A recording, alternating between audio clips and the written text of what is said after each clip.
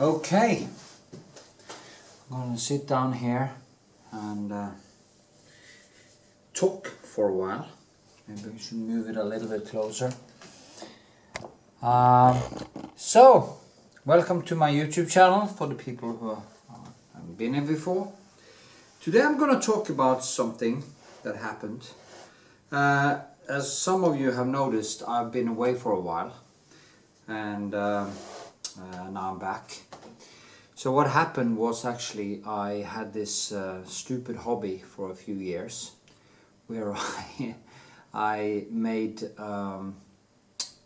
basically rebuilt replica guns or blank guns, and I did this for 8 years. So I had bought 80 replica guns and I rebuilt 70 of them. I used blank ammunition to make ammunition to the different calibers I made, and I became good at it. They actually worked, and it was just a hobby. I wasn't selling them. I wasn't selling them. I wasn't planning to do anything bad about them. I actually had one thought. It was because I painted Muhammad, a portrait of Muhammad after the Charlie Hebdo massacre, and because of my hip pain and stuff like that, I thought it'd be a good idea to basically be armed, just in case I was attacked by some jihadists or something like that. Like we've seen all over the world, the people who criticize Islam has been attacked again and again. So I thought that was a good idea. Apparently it wasn't. What happened was that the police was going to stop the sales of these guns because they looked too much like ordinary guns, and they was used by criminals they rebuilt them to actually shoot real bullets and use them in crimes. So when they actually stopped the sales of these, they went into some lists in the store I was buying them, and they saw this artist with no record had bought 80 80 in the last 8 years. So that's basically 10 a year. And for me it was just a hobby. It was an addiction. It was also an addiction because if I get hooked on something, there is no limit to my curiosity. So basically my research, my curiosity, my scientific mind got me into some trouble. And because of they saw my name, they came some beautiful day on, I think it was after New Year's, in the first week in New Year's 2020. They knocked on my door and I was arrested for weapon charge or having illegal weapons. I also had a sort of shotgun and 3 other weapons, which I just gathered over the years, you know. I also had 2 registered ones that they also, of course, took. So in the end, I was sentenced to basically staying at this, as it is right here, meditation resort in Kongsvinger in Norway for a year. And it was really, really, the whole process, because the whole process, the sentencing and the trial and all these things has taken basically, and of course during the time, has taken 3.5 years. So it's been a very long and grueling process to go through all this, especially since I wasn't a criminal in the first place and I had never been to jail. I had never experienced anything like this, and just the sheer angst for what was coming and stuff. But what I did was basically starting to study more, starting to strengthen myself, study stoic philosophy, trying to think how I should serve my sentence, And I basically managed to pull it off because I made this stay into one of the most important things that ever happened to me.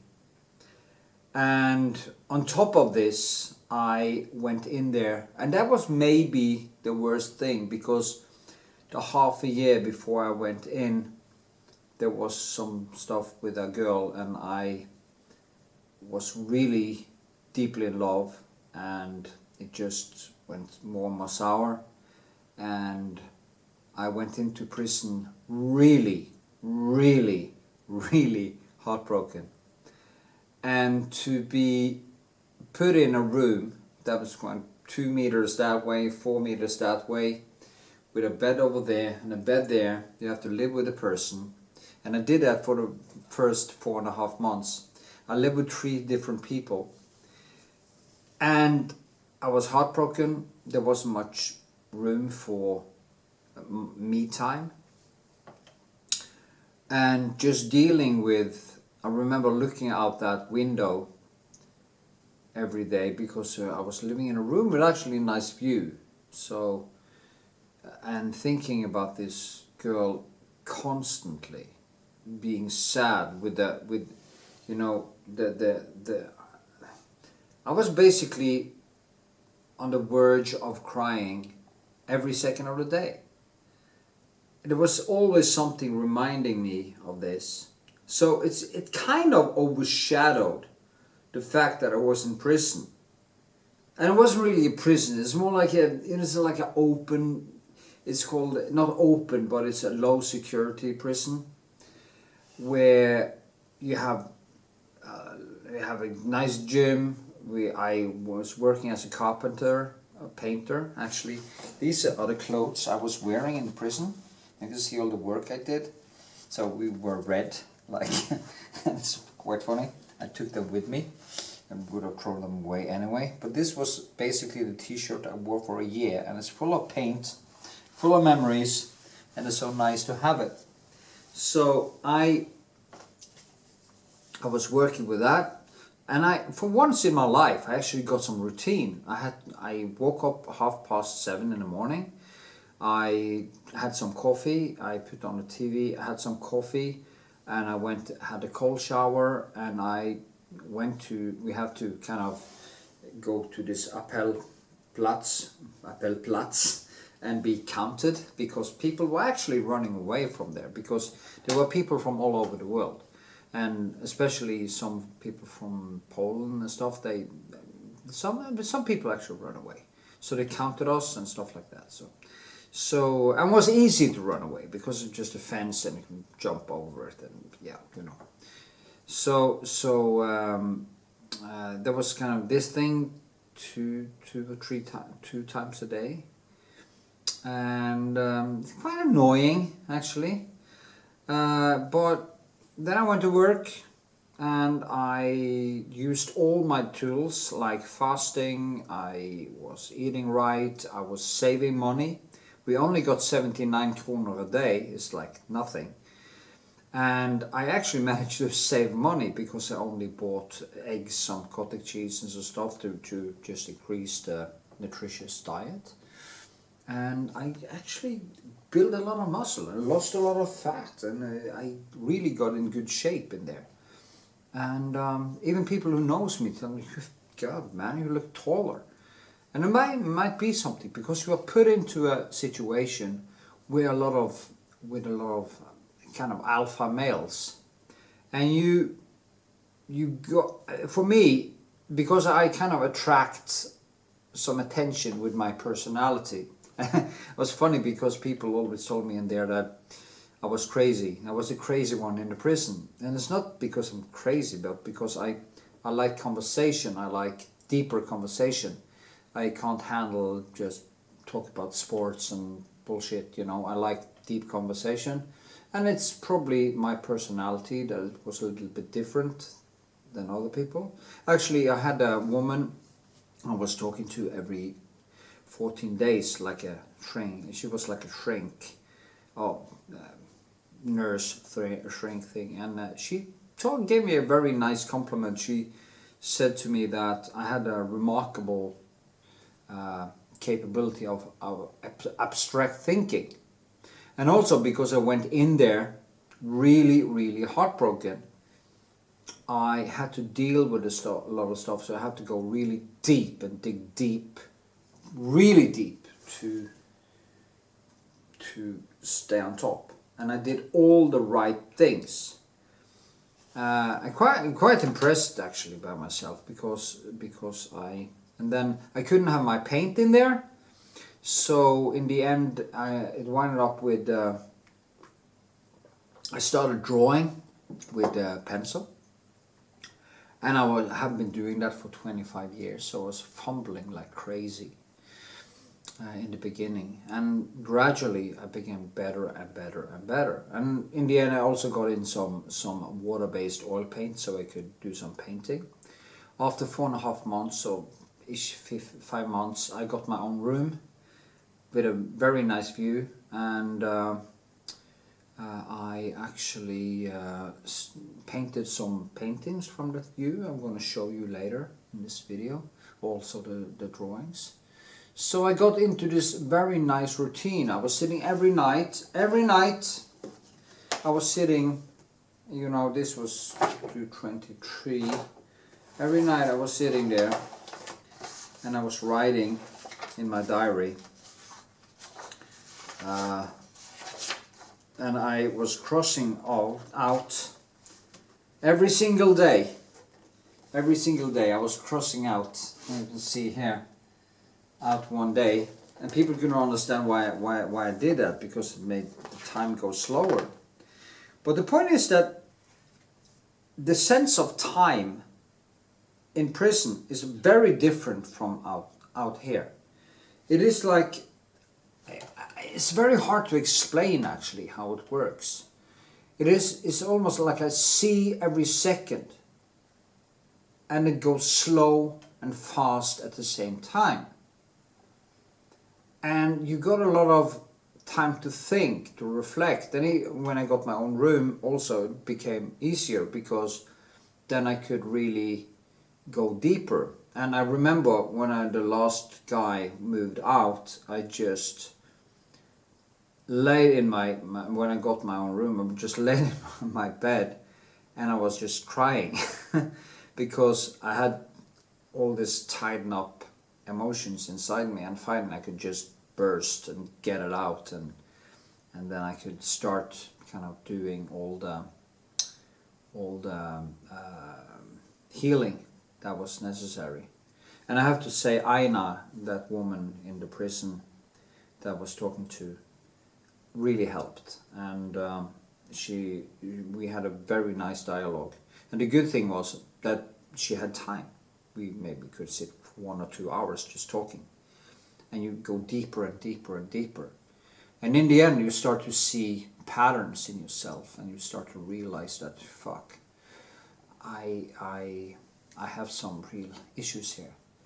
So I have to deal with some maybe some personality disorders trigger from childhood, like bullying, that makes me vulnerable and stuff. I have to work a lot of things. And she also discussed, of course, the heartbreak and how to deal with that. And she couldn't understand, because I sent this girl letters and some drawings and stuff, and she couldn't really understand why don't you just cut it out and forget it. But it's not how I work. I told her I rather want to enhance it in a way, and then get used to it, and it will start to kind of, at some point you start to get used to it, and then it gets less and less hurtful. And actually after half a year I really started to feel really strong. I've dealt with people. There was almost 3 fights. I stood my ground. I took down a few people with my foul mouth. So somebody, because I have a real foul mouth if I need to use it. And I used it in a way that made people just stop commenting stuff, and I just, they left me alone. They also saw how I trained and stuff like that, so they knew if something happened, at least I might lose a fight, but it would be a bloodbath. Okay, it would be a real bloodbath. And if you start a fight in prison, you also go to you. Both of them get sent to high security. So nobody wants to go to high security. So there was a lot of hornblowers there too, that came with hidden threats and stuff like that, and you just have to basically put them down with your mouth, with irony and stuff like that, and work, because these people are usually not that intelligent.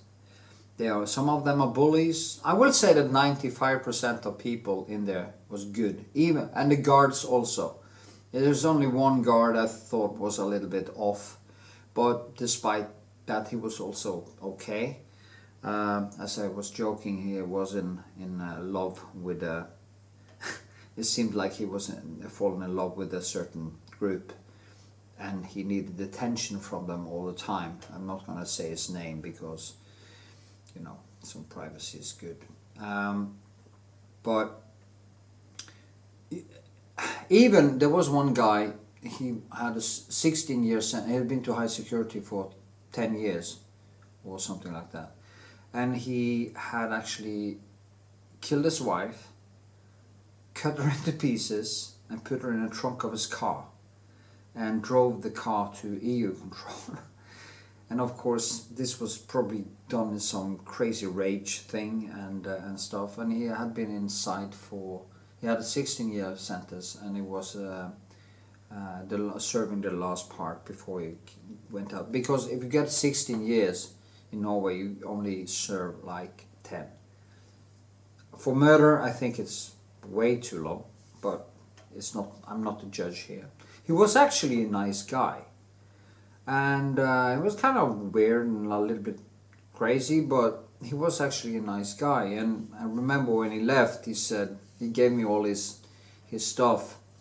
He gave Adam. His name was Adam, and he gave me all his drawing stuff, because he had been drawing and doing some artworks and stuff like that. And he told me that I've been to prison for 10 years and I've seen many people. And he told me, you're a good man. You're a good man. He was originally from Africa. And I remember that so clearly. You know, you're a good man. And this guy was a killer. But, you know, he was a good person too. He just did a horrible thing. And that is my experience in this prison. Most people are good people. They are really nice. And I met so many drug addicts and people who were there for the totally wrong reasons. And many of them shouldn't even have been there. Because why do they put drug addicts into prison for bullshit, you know? I have no idea.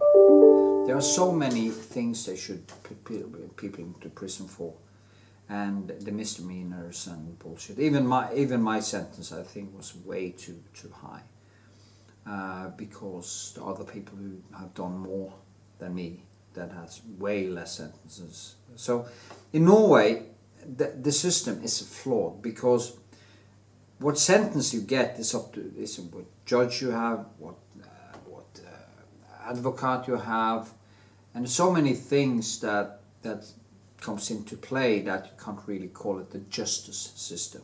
I would rather be judged by a supercomputer than emotional judges and stuff like that. So yeah. Anyway, I met so many people. Well, anyway, I became stronger and stronger and stronger. And when I went out to my first permission, I saw something, according to that girl, that made me really, really sad. So I went down again for a month. I actually wrote a couple of letters to her after I saw this, and I kind of decided, and Aina, the woman I was talking to, couldn't understand why I wanted to send it. And I was going to read one of the letters to her before I was sending it, and I cried so much I couldn't even send it. it's just crazy how much emotion. And the problem is also, when you're in that situation, you can't really, you're kind of stuck in this microcosmos, so you can't really finish the work. You can't meet new girls, or you can't meet your friends, and you just have to cope, and you have to focus on the exercise and the fasting and the cold showers and the work and drawing and the writing, and you just have to give it time. And time is a healer, because I was very sad for another month, or 1.5 months, and then I felt it started to just get milder and milder. For every permission I came out, it just became milder and milder and milder. And when I went out now, it's like, it doesn't really matter that much anymore. You've gone through the whole process. And in the end, you wonder what was really the big deal? What was the big deal? But then again, sadness gets tattooed into your system.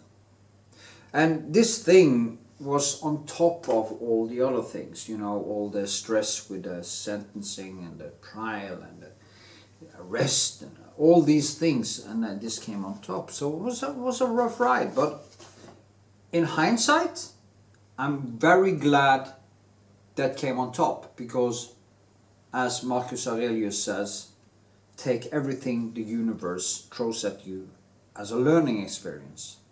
And that is exactly how I was thinking. I was actually having these quotes from Stoic philosophy on my wall in my room, and I was waking up to that every day, and seeing every day pass, like you just write, you cross out every single day, you can actually see time pass. But it seems so long. You feel, is this never gonna end? Is this just never going to end? And now I'm here. It's 6 weeks since I came out, and it feels like it's 6 months. And it's just weird. And it feels so liberating. It feels like you're born again. I was joking with that in the prison, actually, that I came into the prison, and then I'm going to be squeezed out the gate again like a new person with a new zestful life. And that's exactly what has happened. I feel liberated in a way. I also got to know myself much deeper than I could imagine. I went really, really deep. And I've been first I wrote out this book. I wrote this book first, this whole thing. I was writing and writing. That was the first half year. And then I wrote this one the last half a year. And I'm going to use it to make a book, which I was actually starting. I have the title starting up with let's see if I can find it here.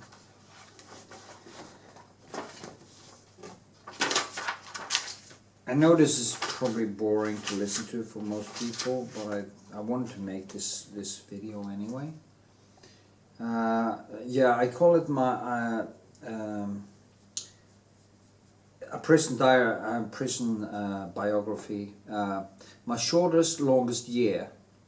Heartbreak and stoicism, because it's as I say, it's not what happens to you that matters. It is how you react to it that matters. And going through all that thing and all this and coming out on top really sets a mark on you. I have to say that all in all, even with all the stress and the people and all the stuff that happened, it has been a great experience. I met more interesting people than I could ever imagine. I remember this guy. He's Romanian and was 190 tall, and was training way too hard all the time. And I was always joking with my height, because I'm not tall. You know, I'm like 169, 170 centimeters tall. And he was always on me on this, and he couldn't really figure me out. And one time he said, "You know, you're the strangest person I ever met." But the way I dealt with it, because he was kind of like a big baby, so it was easy for me to kind of manipulate him, or giving him some compliments, and he was your friend, you know. He was really kind of childlike and sweet and big at the same time. And I remember once, and I just want to say this, my penis is quite normal, but he was on me on this height thing all the time, and it came to a point where we were in the gym, and I said, "You know, Tudor, how tall are you?" And he said, 190. I said, "You know what? If you take my dick and you put it on top of my head, I'm actually taller than you." And I just saw his face fall apart. He actually believed me. And every time he started, I just did like this. Who cares, you know? And he just fell apart. It was so funny. That is the way you can actually manipulate these people, because they are so. Some of them are they are nice, but a little bit simple-minded. It's kind of a wrong word, but they haven't been thinking that many abstract thoughts, to put it that way. Not stupid, but yeah. Some of them are quite narcissistic, not in the malignant way, but they have a lot of narcissistic trait, and probably so do I, you know. We all have, on the baseline of narcissism, we all have some of the traits, and I have some, maybe 3 that I know of, and some other stuff. So yeah, I wouldn't say anything. There was one guy actually that I really couldn't stand, and and that was because he changed so much. He tried to become a tough guy, and he was actually quite pathetic. So I took him down in the cantina with my mouth, and when I was done with him, his lip was just shaking like this, and he never talked to me again. And I did this with a couple of other people too, and it really worked. You know, in prison you have to stand up for yourself. If not, they're gonna bully you, or because there are bullies in prison, just as you know that if you're going there. But my way to treat people in there were, I remember when I came the first day, there was a guy called Frank who took care of me, and we became good friends, and we're still friends.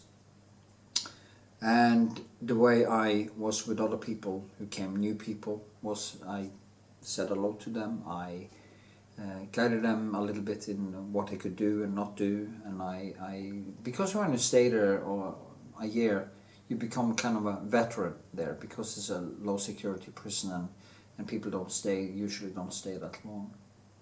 So that was my way to actually treat people in there. That I was friendly, I was polite, I did what I had to do, I followed the rules, which is very important.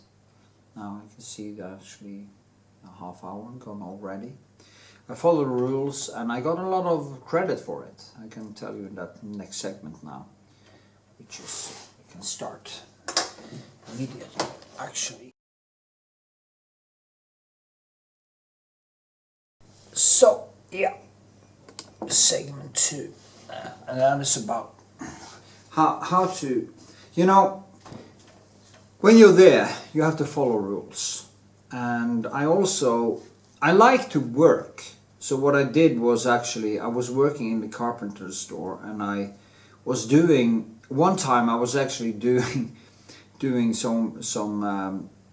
I was painting 2,500 sticks to this fence on a villa in Kongsvinger, and I did it everything, a single one, 4 times. I was standing there painting these sticks for basically 2 months, and people came to me. They couldn't understand where I got my patience from. But as I told them, you know, I'm used to this kind of work, and the thing is, when I was doing this work, I wasn't really there. I was just thinking. I was flowing. I was zoning out. I was listening to music. I was thinking about life and existence and everything, and I was just ruminating.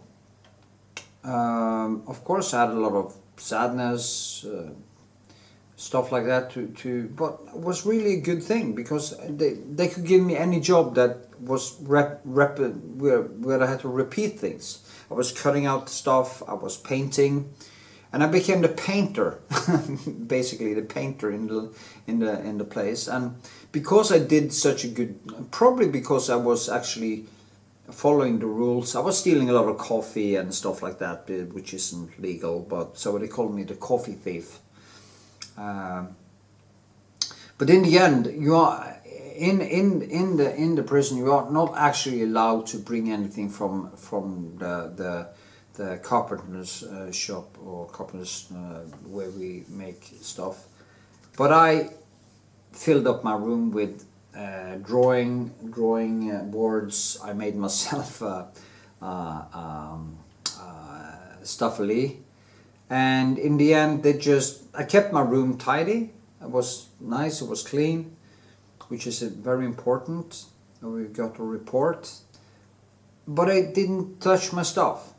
I will say that basically 80% of what was in my room was illegal.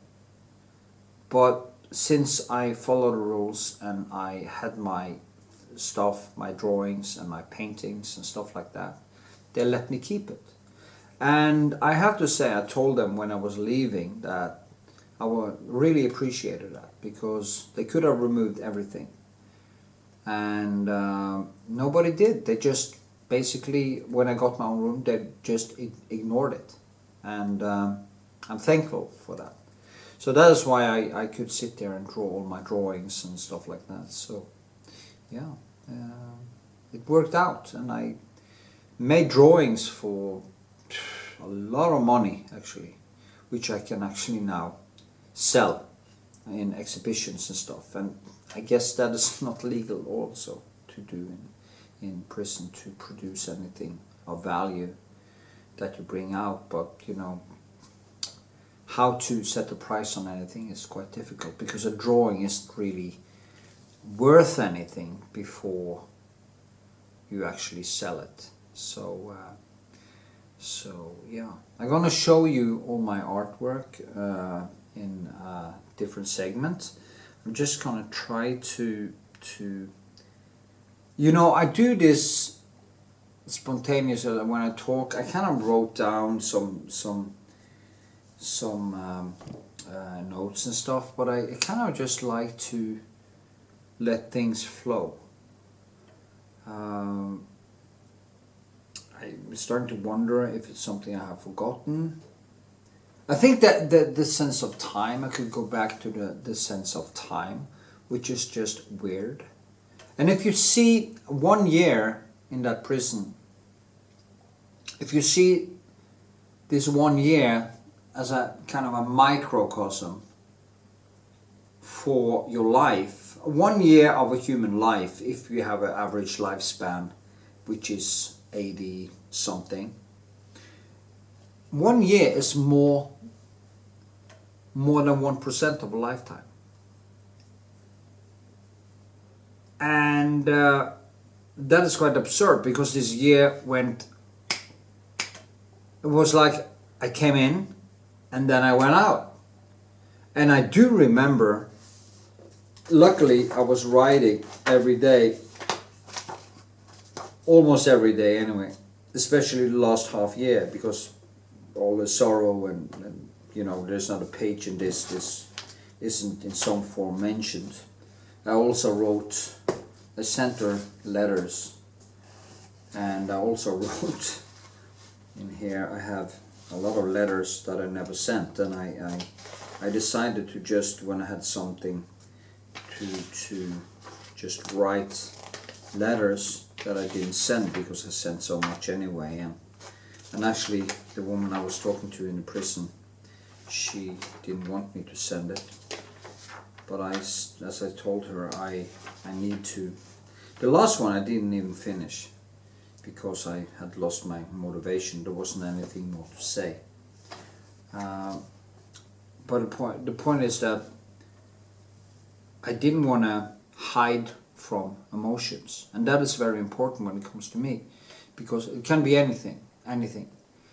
I don't want to hide from emotions. I don't want to hide from myself. You know, people, oh, cut them out, block them, you know, all this shit, you know. But I rather want to go through the pain. It's almost like I can take longer and longer cold showers, because I do cold showers. There was like 16 to 20 minus in the place, and in the winter time, and I didn't even freeze. I was wearing this and a woolly thing. I didn't even freeze. All the other people was freezing like crazy. So you kind of just have to get used to it, and when you get used to the pain, it becomes less and less and less. And when in the end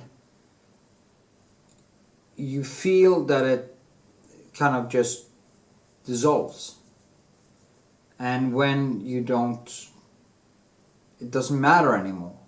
You know you're done, and you didn't have to remove it out of your sight or anything. You just had to go through it. You had to go through the wall, and we've gone through it. It doesn't matter anymore. Of course, it kind of matters, but it has no effect, emotional effect anymore. You're done. It's over. It's finished. Now I can see it's not so much battery left on my camera now, sadly. So I need to charge the batteries. So what I will do in the last segment is to go through my artwork and talk a little bit about the process of meditation, of drawing, pencil drawing. That might be interesting for you. I'm going to show you the kind of, these are not that kind of guns, but these are basically how the guns looked. This is a soft gun, and this is just a BB gun, you know, air gun. So, but this is how these guns look. The ones I used, of course, had 9mm cartridges. So, and I was opening the barrels and stuff like that. So that was my crime, my big crime. And honestly, I don't think. I think the only criminals, the only crimes who should go to jail is crimes who actually affects other people badly.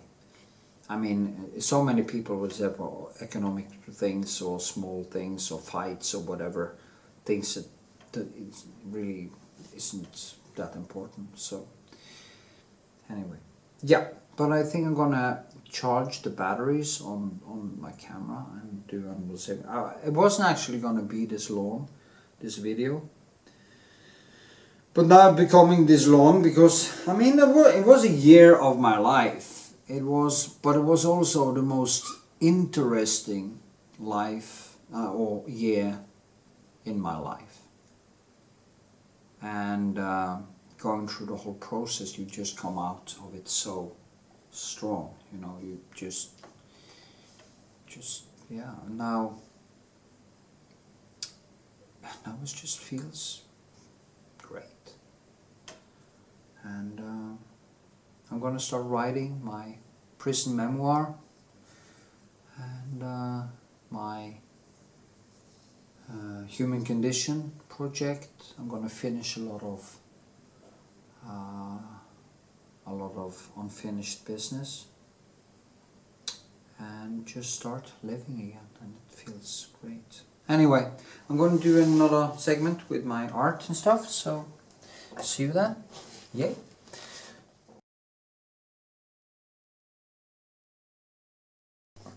Okay, here we are. Hope you're ready for the last segment. My artworks and some more thoughts about my stoic journey, which was basically, as I said in the beginning, the best thing that ever happened to me. You can't buy this. You can. People are buying tickets to a meditation resort and stuff like that, but it's not forced. This was forced. I couldn't leave. Okay. And there's a big difference between not being able to leave and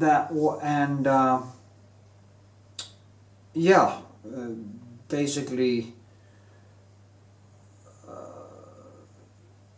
being forced to think, being forced to confront your demons. Because I've had reckless behavior for years. And as Jordan Peterson say, if you keep doing mistakes over and over and over again, at some point you're going to wind up in prison. That's basically, so ironically enough, what happened to me. So, all in all, and you have to also think about this, that at some point if you keep doing the mistakes, you're just banging on, hoping things will change by itself. You will come to a point where there is not enough time for you left in existence to fix it, because time is running out. As Seneca says, people are stingy with their money, greedy, stingy. But with time, it seems like they are acting like they have an infinite amount of time to spend, when it is actually the money you can get back, not the time. So then again, if you have the time to get the money back. So now, okay, I'm going to show you some artworks, some of my drawings. It started out actually, the first drawings, I don't even have them, sadly, and some I have actually sold in there. But what I did was, we got this one is, I'm just going to show this one right now. What I did was, it started out just by me drawing these kongloch, as it's called. It's kind of a, which falls off the trees. And I just started doing stuff like that, like things I found, like these things here. And I did this flower. It didn't turn out so well. I almost gave it up because it's just chaotic. And I hadn't been drawing for 25 years with a pencil, at least 25 years. And as I became better and better, quite fast actually. Now, this was just a pear. For every meal we got some fruit, and usually it was a pear, an apple, or a banana, or usually it was. So I just took these as I do outside. I just took them and used them as still lifes. Sitting in the evenings when I had time, just drawing with pencil. And the thing with pencil drawing is that actually drawing like this takes more time than painting a painting. This bird, I found this dead bird and I took it into the room and I were drawing it, and this new guy came and lived with me called Per. The last guy I lived with, actually a funny guy. We probably gonna hook up, and we had this conflicts also in there, so it was quite funny really. Once we were two alpha males in the same room, and we had to move together again after being apart for a while because they were going to fill up the prison before Christmas. And when we moved back in together, we started arguing about having he wanted to have a cold room, and I didn't want to have the window open in the middle of the night, you know, in 16 minus. And he asked me what I wanted to do if he opened the window, and I didn't say it but I thought, you know, I would smash your face in and drown you in the toilet, but I didn't say it. I just did shut up. I didn't want any more conflicts, and it dissolved its place. But later, when he was leaving, I told him this, and he was started to laugh because he told me, you should have told me this. Now I said no, I couldn't do that because, you know, if you say something like that, you have to. It's like drawing a gun. You can't just draw a gun without being willing to shoot. So there's another pear, and an apple still life, and these were the things I began with. This is another one of these. I don't know what it's called in English, but it's on the trees, you know, with the seeds inside them. Kongle, it's called in Norway, and this is blown up in size. It was quite small actually. So we start out with that, and I took my. I actually started. You can see, this is one of that I painted with paint, the oil paint, water-based oil paint. The problem was I didn't have any canvases, so I did it on wooden plates. And I couldn't do some glazing either because I had no oils or turpentine, so I had to kind of learn to paint without my tools. Here you can actually see an onion, red onion, and I also painted it when it had been growing, and I did a drawing of it before it was growing. And there's this one, and this one, now it started to become something. Now I started to actually get into it. I started to understand how to draw, and it was a strange process because I had to learn everything. It's so different from doing painting that I had to kind of invent myself one more time. In how I approached it. And here you have the same onion after it has been growing and basically died.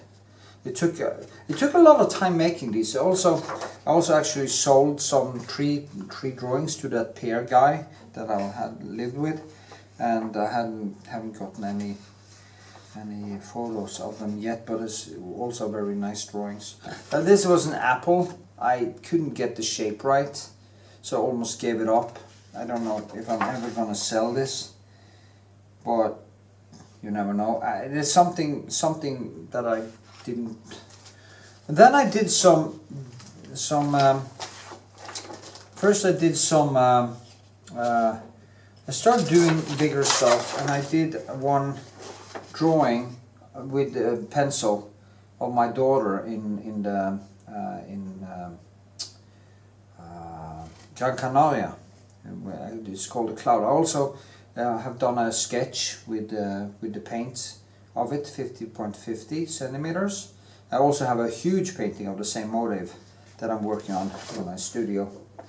So, and then I also draw this one. I actually painted a small painting of this one. It's called Mette with as Flora, and it's pencil. So I started getting better and better and better, and I also draw I draw a lot of stuff actually that I draw one drawing of the daughter of a guy who I served with.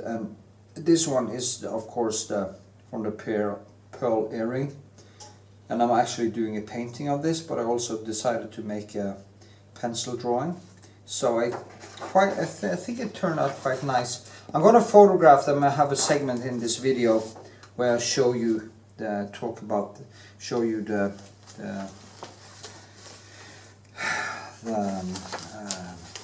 whole thing. Then we show them and talk about them. Here you have one, also a painting I've done earlier, you know, and it's pencil, and it's really time consuming, really time consuming. And here you have another one of the apples that we got for dinner, and you know, they had to give us some fresh fruit.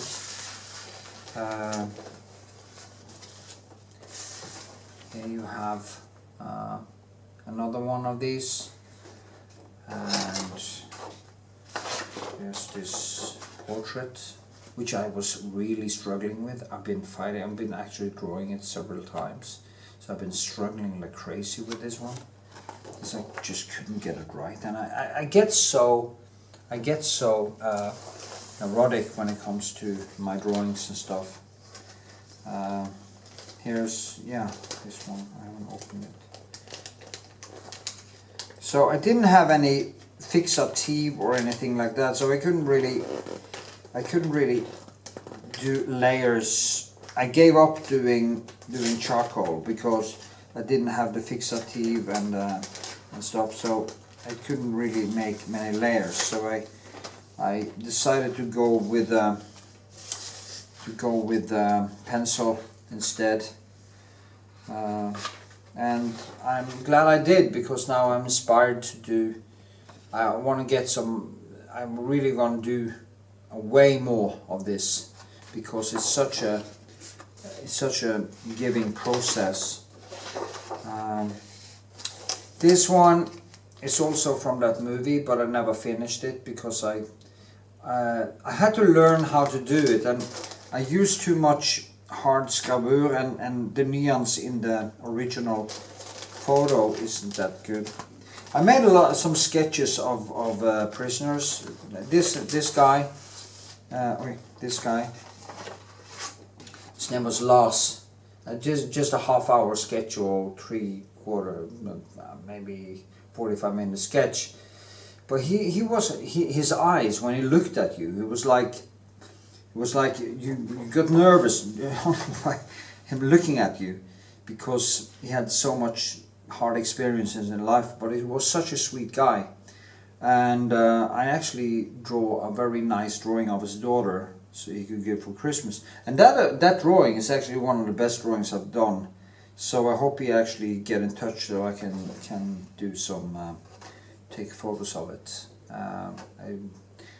But he was so pleased with it, and he had this scar in his forehead, and he actually got it from trying to commit suicide in a prison cell by banging his head against the door, against the steel door. So you can just think how committed he was to end things when he did that. Totally crazy on drugs and stuff like that, you know. But he was such a nice guy. Nothing bad to say about him. Once we were in this thing, and I'm very talkative, and we were discussing some stuff, and I don't remember, it was so funny. You know, he got annoyed because I was arguing about stuff, and got so annoyed, and said, "If you don't shut the fuck up now, I'm gonna carry you to your room." And I said, you know, yeah, you probably could, but you know, and you know, he said was sorry afterwards, and just, you know, he was a really good guy, and I hope he's doing well. You know. These are some. I'm gonna show you the last one of the last drawings I did before I came out, and it was kind of a meditation over all the things that happened and the whole thing and people. But this is 50.50, centimeters, and I think it's probably the best drawing I've done inside there. And this drawing shows me how far I can go. I can become extremely much better than this to draw. It might be cut off now again because there's not so much battery left. Anyway, these are some sketches from my room that I did. Just impressionist sketches. You can see the thick colors. I just took some sketches when it was nice weather outside, and if I have some regrets, is that I didn't do way more of this, because I was kind of, sometimes I also felt quite paralyzed in there, and I couldn't really get something done and stuff because I was thinking too much and ruminating and stuff like that. But then again, and this one is all done on wood. So, and I have more too. I'm just gonna yeah, I can go fetch them. I need some more battery on my camera now anyway, so I'm gonna do one more segment after I've charged it. Okay, last segment. I'm just gonna show some of the artworks. This is just sketches that I did, you know. I actually made this one time before in a smaller version, and I couldn't actually finish them without paints because I can't do any glazing. I also painted this in a smaller version. I have a huge version actually that is 160.160. This is 50.50, but I'm gonna finish them. The good thing about the paint is that I can actually paint over it with ordinary paint, so I can use the sketches as a yeah, this one too.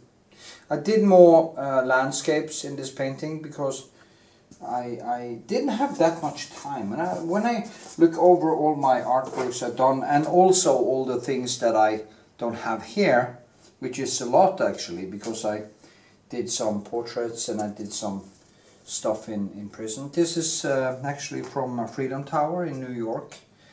We took a few years ago. I've been worrying about painting this for years. So I just did a sketch and I'm going to finish it. I'm going to make videos actually from this. And the last one of the paintings is, this one didn't turn out so good. Because I started this was the view from a window. It started out more like a impressionist sketch, which I was gonna leave, but then I started to work over it and over it and over it, and in the end it kind of became a little bit stuffed, I think, and I couldn't really decide if I wanted to go into detail or just keep it more impressionistic. But anyway, that was the view that I was looking at every day. And I remember, particularly on New Year's Eve, I was looking out that window, and Pierre, we actually had been arguing then, and it was kind of silent in the room, and we became friends again that evening actually. But I was looking out the window and thinking, what is she doing now?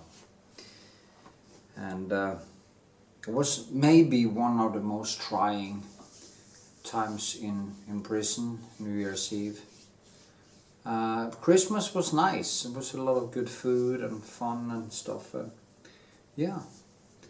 Also, New Year's Eve they lock you into the building at 9:30, so you can't even be outside and watch the rockets, which I think is ridiculous.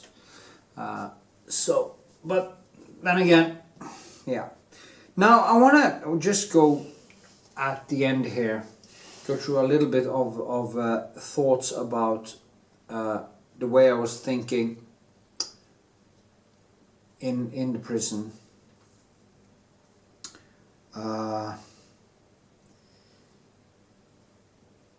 I had this on my wall. It's Marcus Aurelius. It's this one. I've actually had this on my wall. Or my... you were actually not allowed to have any on the wall. You have to have these plates that you could... these things on the wall that you could cork things. But I managed to have two, so of course I'm a hoarder. It says, when Marcus Aurelius, when you rise in the morning, think of what privilege is, precious privilege it is to be alive, to breathe, to think, to enjoy, and to love. Marcus Aurelius. And this is kind of one of the things I had on my, I need my glasses when I read, I had on my wall that I looked at every day. And it's true, you know. It is a privilege to be alive. And of course you have this one from Socrates, which is brilliant. It says, you know, life contains but two tragedies. One is not to get your heart's desire, the other one is to get it. And there's a lot of truth in that, because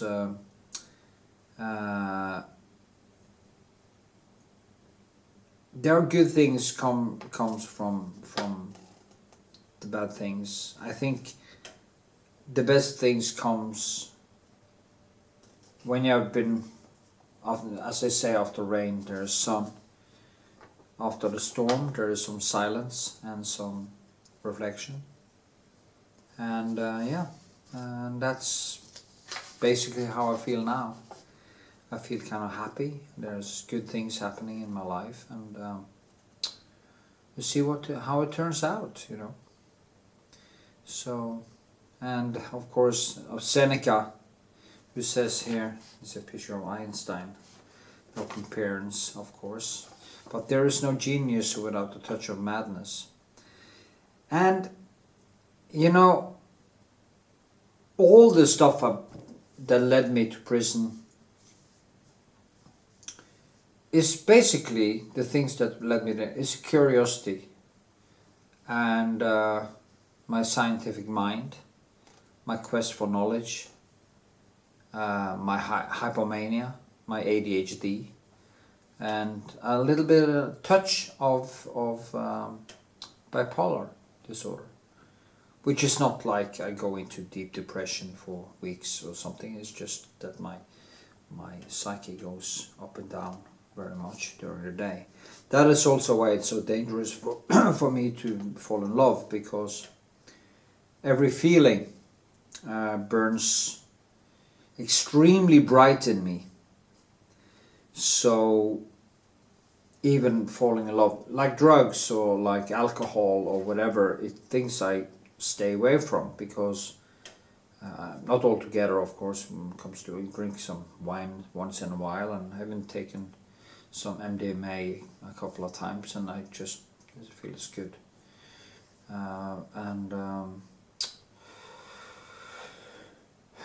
But when I get emotional, it's extremely hard for me to regulate my emotions, and I've been in love before, and I experienced how the dissonance in me just goes way out of whack, and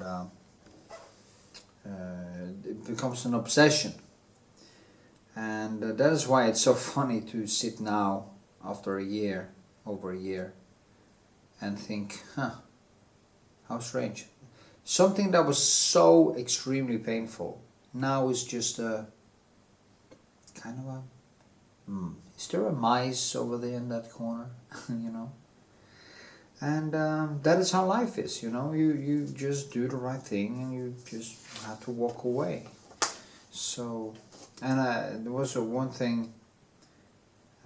I had this on my wall too. It's by my hero Christopher Hitchens, and it says, "Take the risk of thinking for yourself. Much more happiness, truth, beauty, and wisdom will come that way." Christopher Hitchens. Yeah, and I was thinking about this because in the prison, I didn't actually in the beginning I was kind of with some people, hanging with some people. That was kind of the whole gang. I actually wrote it in. There was one person that came into the prison 2 or 3 weeks after I came there, because there was a good mood in there. It was very fun, a lot of funny people, but this guy came in and he just was poisoning the whole conversation. He was the kind of guy who laughs constantly of his own jokes, and he was so insecure that he was laughing of everything he was saying, and he was looking around to get validation all the time. And I just found it so annoying that in the end, and it was also kind of a bully, and in the end I just shouted to him, it puzzles me from all the way from my childhood. I've noticed that it's always the dumbest people who is the greatest bullies. And the guy never talked to me again, and that's a good thing. There was this other guy that I now have a good relationship with. We started out as quite friendly, and then it turned to shit over some minor detail. He was kind of moody, and it almost went up in a fight, but after a while we kind of got friendly again, and when I left we had respect for each other. And this guy is a good guy. He's not bad. He kind of have a temper and stuff, but he turned out good, And we actually talked to him today on a little bit on Snapchat, and he might come to my next party or something. But we'll see what happens. The thing is that when people are inside, they tend to become friendly with each other, and people give out their phone numbers and all that when they are leaving. But I noticed that when people leave the prison, they're almost like, I'm gonna leave this shit behind me. It's behind me. Do I really need to have these contacts? Do I need to... some friendships will actually last. I have a couple of people I'm gonna meet, and maybe this guy, and Frank, of course, Per. Yeah, so there's a bunch actually. So yeah, I wanted to talk about that. That burn I had been drawing. I had that in my room, and that was one of the reasons why this guy started a conflict, because he kind of was a little bit too occupied with what other people did, I think. I'm more like, I don't care what you have in your room. I don't care.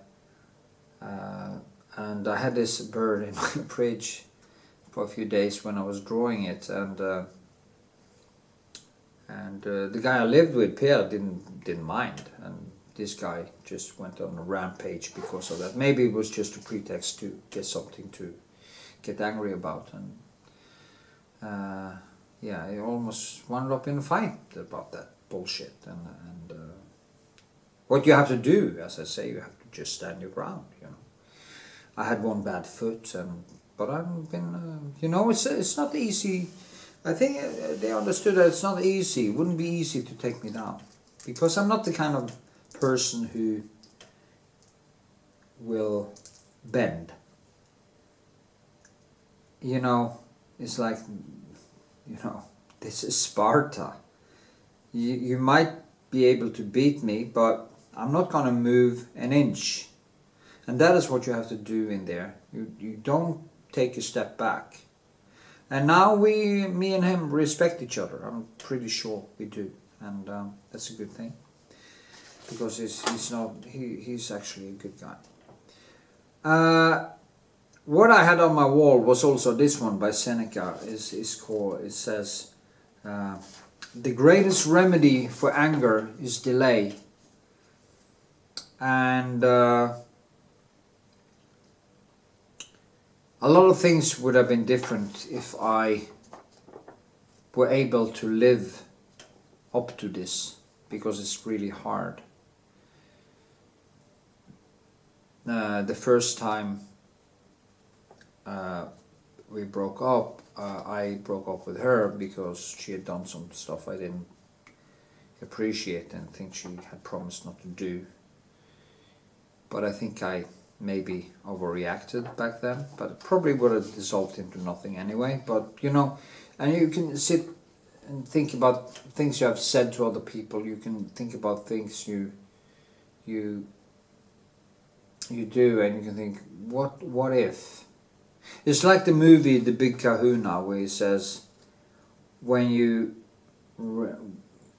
character is something you get when you realize that you have done something that you can't change.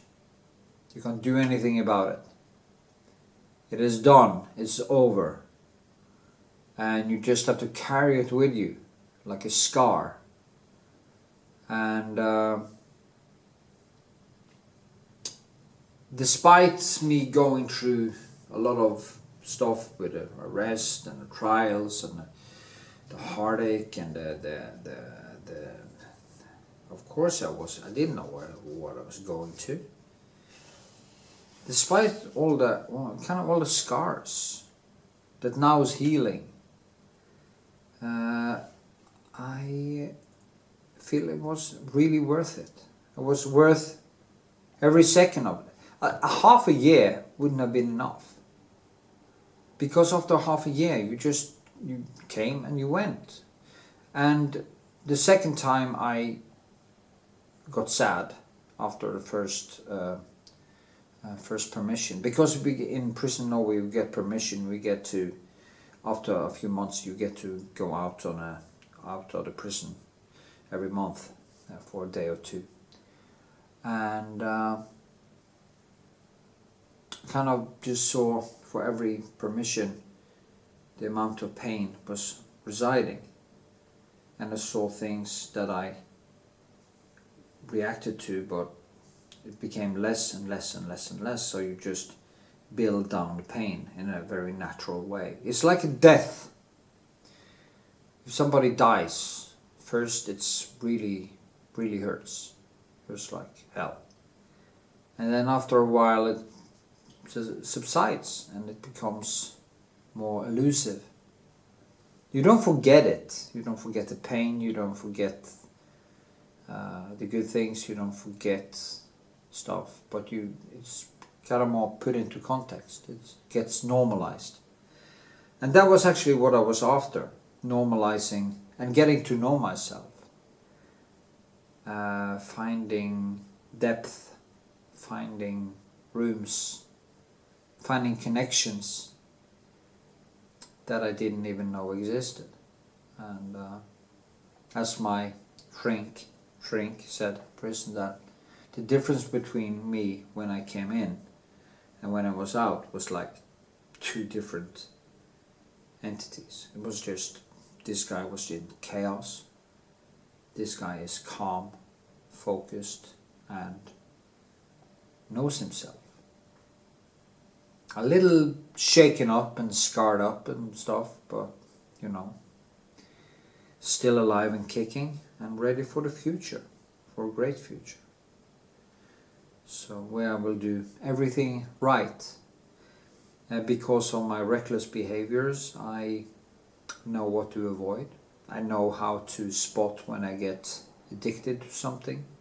Like in the prison, I got addicted to picking blueberries because there was a lot of blueberries and I like to have them on my cottage cheese. In the end I started to hoard blueberries. There was a couple of weeks before, 3 weeks before I went out. And I had 8 glasses of fresh blueberries with me out of the prison. And the guards were just laughing, you know. And as one guard said to me, that you have so much things in your room that we need a container when you leave. And I said, relax, I'm gonna bring most of it with me. And that's exactly what I did. including these clothes. So, which isn't legal, of course. One guy, you know, this Kongla thing I was drawing. I was finding this Kongla thing all over the place because there's a lot of trees there. I found some rocks and I brought all of it with me. But he said, you have more of these things in your room than Snip and Snap, you know, in the cartoon. And it's true, you know. You found so many these things, and you know, that's what I do. I find nature interesting, and yeah, maybe I have one laying around somewhere. Where are they actually right now? Oh, it's in that bucket. Yeah. Okay, well, I don't have one here, so I'll just leave it. Anyway, so all in all, the gods were great. Kongsvinger low security is great.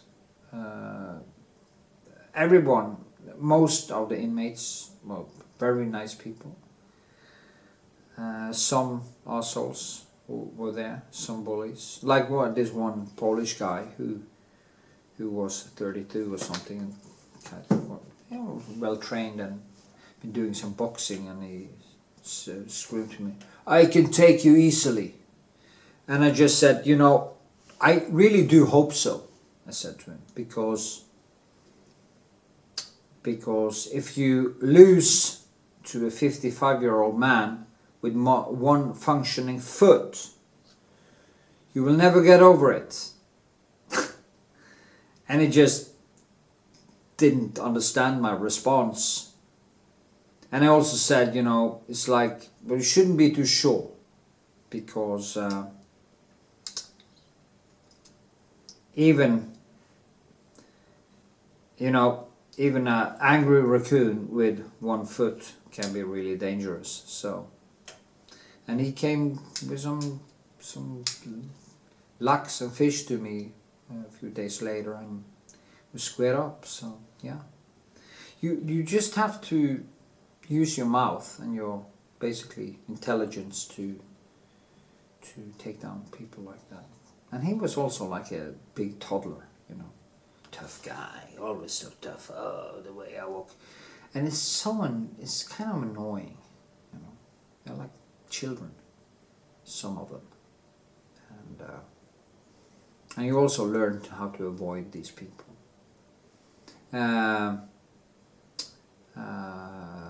I even have one of the guards as a friend on Facebook now, and I hope to meet him. I played a lot of chess, yes. Became quite good in that again. I haven't done it in many years. So I had time to play a lot of chess. It was good. Did a lot of drawing and a lot of thinking. I wrote, basically, I think I wrote over 1,000 pages of diaries, and also started on other projects. I didn't get done as much as I thought, because, as I said, the weird thing about me being in prison was I felt in the end I didn't have enough time in prison to get done, and it started to annoy me because I saw time fly by so fast, and the weeks were just like this. In prison, time is different, totally different. Fast and slow at the same time. There's probably a routine or something, I don't know. But the only thing I noticed in the end was that I was kind of sick of people, because I'm an individualist and I like to choose when I can meet people. So after 1 year, or almost 1 year, I really start to feel like this is enough, you know. So yeah. Despite that, I had a fantastic experience for a lifetime that I wouldn't be without. Actually, I wouldn't be without the heartbreak, because it sent me, as I said earlier, down to the depth of myself. And without it, the stay wouldn't have been this hard on me. because it was the worst thing. Yeah, basically. And it's as I said, a nice place. In the winter time, it's beautiful. It's snow and sun, and like only things we didn't have was skis. We should have had skis. And in summertime, it's just wonderful, the weather, and we had this pond with salamanders, and we could swim in it if we wanted to. And yeah, it's a nice gym. Yeah. So I came out of this. I remember 3.5 years ago, I thought about going to prison. I know you heard all these prison stories. It's not like that in Norway. Maybe in high security there are more violence and more bad people. But on low security, no problem. What I reacted negative to was that there's way too much drugs in prison, and for people who are trying to quit drugs, it's basically impossible. So I think it's strange that they can't actually clean up their act a little bit better in the system. More dogs more often, or more raids and stuff like that. But despite that, it's not my problem, if people want to use drugs. It's not my problem. I knew who was using, and I even saw from my bathroom window when a guy came over to the fence and threw something over. I didn't care. It's not my problem. The only thing I thought was, wow, they didn't see this. And there was a guy I got to know that was sent to high security because he had this dude on a motorbike the bike was too loud, and he was probably caught trying to throw, and he was snitching on this guy, and he went to high security. I think I saw like up to 50. When I was there, I saw about 50 people. Maybe a lot of people went to high security for smoking weed and other things. So I don't know why people do that in prison. I don't care. Anyway, I just want to end with this quote of that I saw. Yes, I posted on Instagram yesterday. Yeah, this one is also true. I can read that from Marcus Aurelius. One of my favorite quotes is, "Think of yourself as dead. You have lived your life. Now take what's left and live it properly. What doesn't transmit light creates its own darkness." Yes.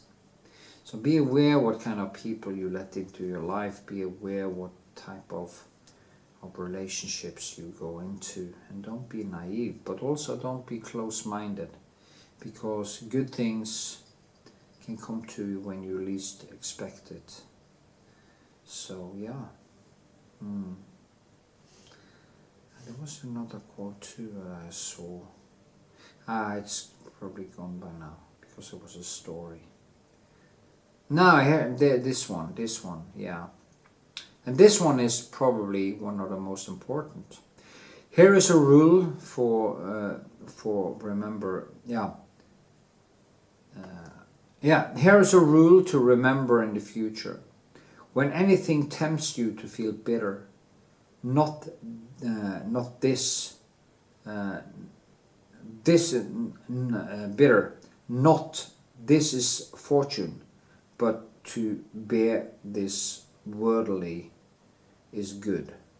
What it means is basically when things go wrong, you should see it as a fortune, because it actually drives you so much deeper. And yeah, as I said the other day, I learned most things from bad things like heartbreak and heartbreaking science, and of course my own mistakes, and time. And that's also the good thing by being in prison. I got the time to think.